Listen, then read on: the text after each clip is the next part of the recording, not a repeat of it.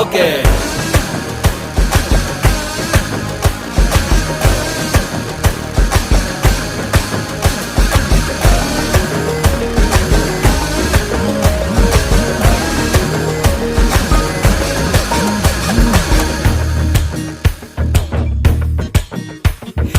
Apple போன போல கையில எடுக்கவா, உன்னை அப்படியே டச் பண்ணி கொடுக்கவா.